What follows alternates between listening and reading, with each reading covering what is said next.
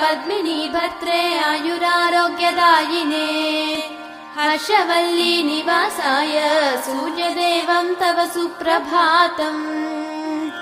उत्तिष्ठोत्तिष्ठ चायेश उत्तिष्ठ उषयोज्ज्वल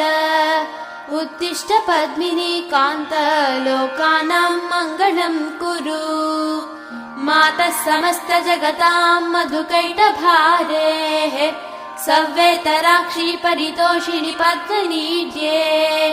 नाथानुबद्ध भुवनावनबद्ध दीक्षे प्रत्यक्ष दैवतरमे तव सुप्रभातम् छाये किलाश्रित वरप्रद कल्पकल्पे विस्वाप्तधाम निलयामल दिव्यभासे आयाहि शीघ्रमघनासिनि संश्रितानां श्रीसूर्यदैवतरमे तव सुप्रभातम्।